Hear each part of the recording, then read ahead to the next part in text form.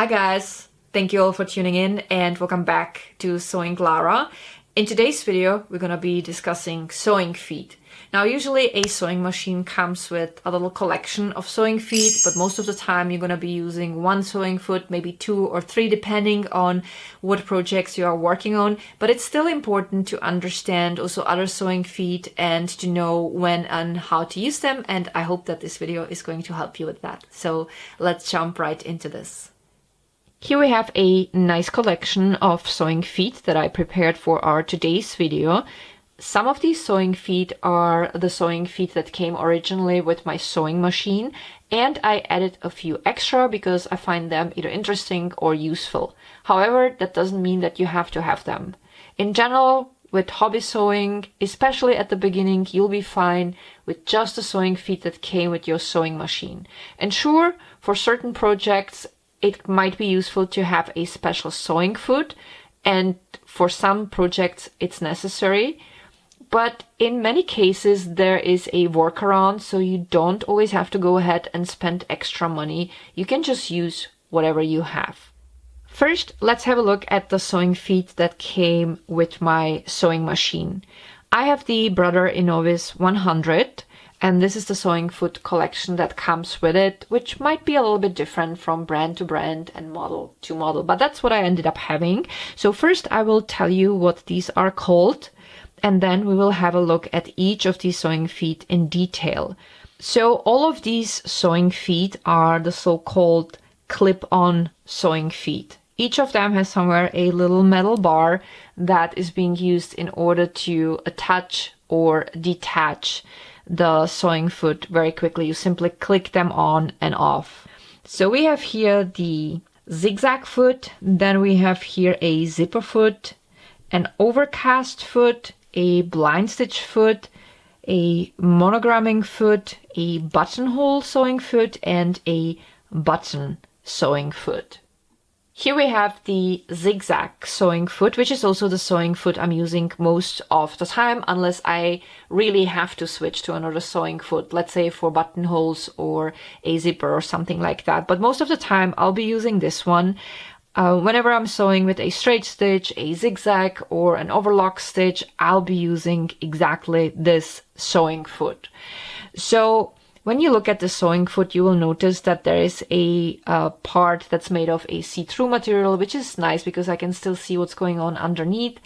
This is the window where the needle goes in, and you will notice here these markings. So there's one in the middle and one on each side. These markings are especially useful when I want to make sure that I'm sewing straight. So let's say this is a piece of fabric, and this green line represents either a row of pins or a line that I made with a sewing crayon, and let's say I'm sewing with a straight stitch, so I can align the center of the sewing foot with my mark, and as I'm sewing I can make sure that the stitch will be straight, and that goes for each of these markings. So I can go also further to the left or further to the right. And next thing that's very useful is these edges. You can use them as a guide. So let's say again this is a fabric and I want to make sure that I'm sewing equally far from the edge, and it's a very small distance, so I can simply use this edge as a guide. So I will move it along the edge of my fabric, and I will make sure that the distance of my stitch will be always the same, and same goes for the other edge. So these are useful things to understand about the zigzag sewing foot. The monogramming foot is pretty similar. However, the distance here is a little bit wider, and this is all see-through, which means this is a great sewing foot for any decorative stitches, or if you are stitching some font like an alphabet font. It's called also the open toe foot. This is a sewing foot you will be using whenever it's really important to see everything that's going underneath here. This is the zipper sewing foot. The way it's designed allows you to move closer to the zipper feet, which would be pretty much impossible with a sewing foot like this, because that would cover basically the entire zipper and it would be really difficult. And here, when you're using the zipper foot, either you move with this towards the zipper when it's on your right side, or with this edge when it's on the left side. And then here, this is the space you have for your needle. You have to make sure that you move the needle to the right position so that it doesn't hit this metal part in the middle. But it's a really useful sewing foot, really great for sewing on zippers. And this sewing foot can be also called the piping foot, because you can use it not only for sewing on zippers, but also in order to sew close to the cord inside of some kind of piping that you would be making. The overcasting foot is a great sewing foot whenever you need to sew along cut edges and you want to protect them from fraying. However, I have to admit, I think I've used it only once or twice. I'm usually using the regular sewing foot, and I should probably use it more often. The way it works is you align this edge here with the edge of your fabric. So we are going to grab again a piece of paper. So basically you're going to be sewing something like this. And here it's kind of like a guide. This is going to glide along the edge, and it will help you to keep the same distance. And the needle will move from here towards here over this little metal bar. You have to make sure that you adjust the width of the edging stitch that you'll be using so that the needle wouldn't hit this little metal bar. That's very important. So I always recommend grabbing a little piece of fabric that you have extra and try a few stitches slowly, manually, ideally with just lowering the wheel and making sure that the needle is far enough from this metal bar, because otherwise it would break, and you want to avoid that. Next, I have here the blind stitch sewing foot. As the name suggests, this is a sewing foot you will need in order to create a so-called blind stitch. That's the type of a stitch that's being used in order to hem, for example, pants or dresses or skirts. That's the stitch that you can see only from the wrong side, and when you turn the piece to the right side, you won't see a stitch at all. I would love to show you what it looks like. However, I went through my entire closet and there is not a single piece that would have a blind stitch, so I have to explain it shortly on a piece of paper. Alright, so let's pretend that this is our piece that we are sewing. It's gonna be something super fancy and I want to have a nice edge. So I'm gonna fold the edge twice inwards. And the goal is to have a stitch that connects here, this side with this side, without the stitch being noticeable when I turn it to the right side. And that's where our blind stitch sewing foot comes in. So as I folded this edge, I will now turn this to the right side, and I fold it over a little bit more than where the edge of the fold is. And then I would grab my blind stitch sewing foot. I would set the sewing machine to blind stitch, and this is how I would sew. And the blind stitch would catch beneath this edge, this side, and once I would unfold it from the right side, I wouldn't see anything. So that's very quickly explained how it works and what you would use the blind stitch sewing foot for.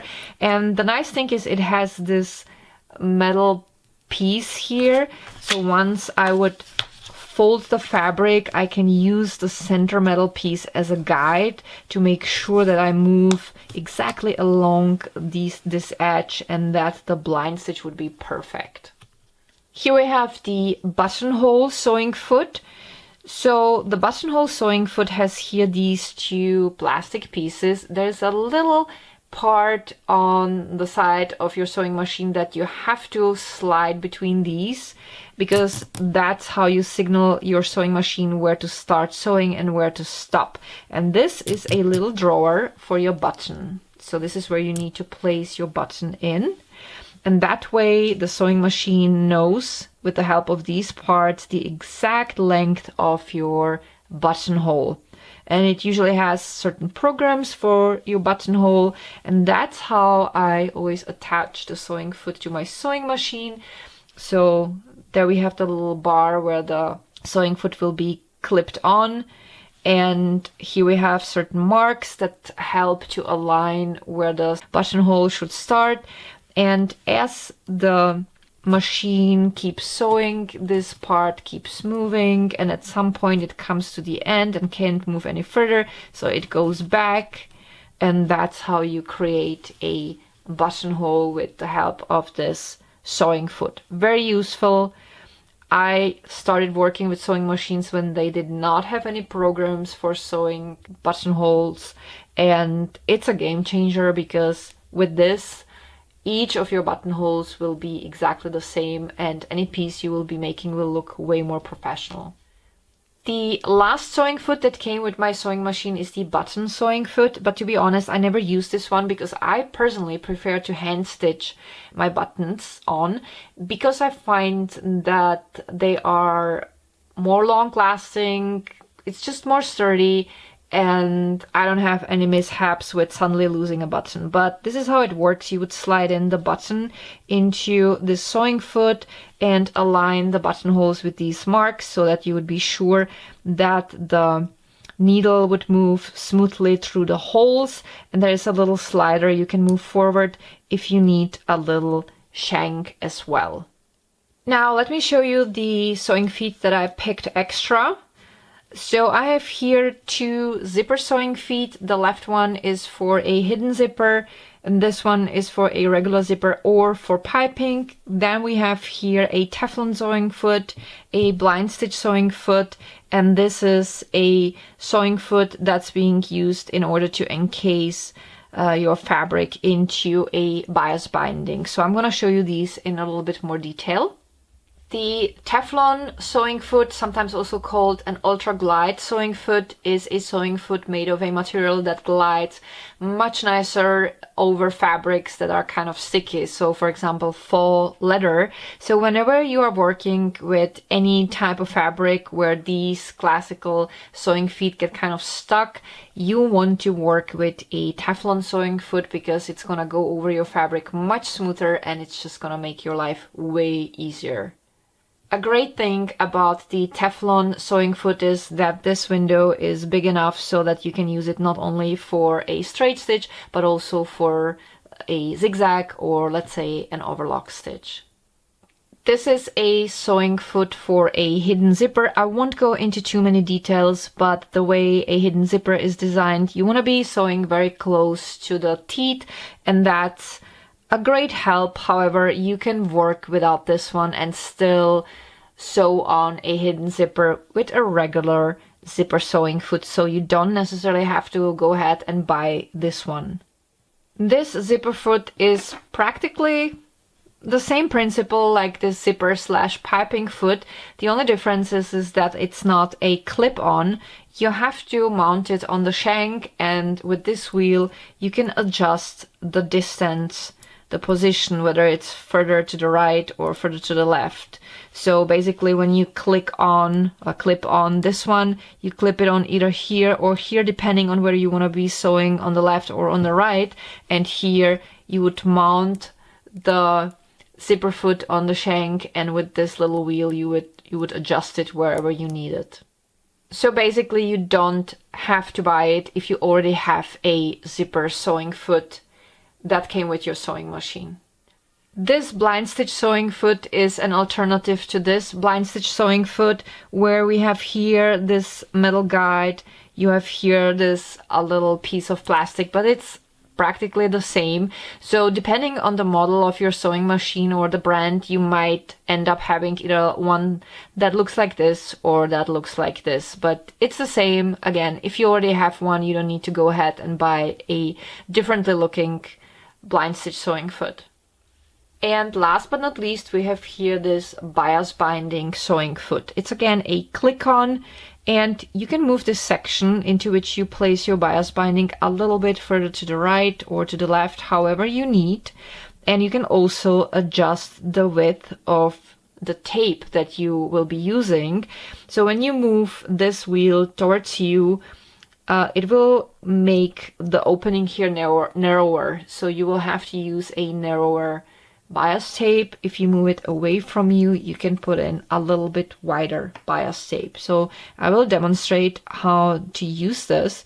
So first, let's have a look at this side. So you will notice that there is a space between these two sections.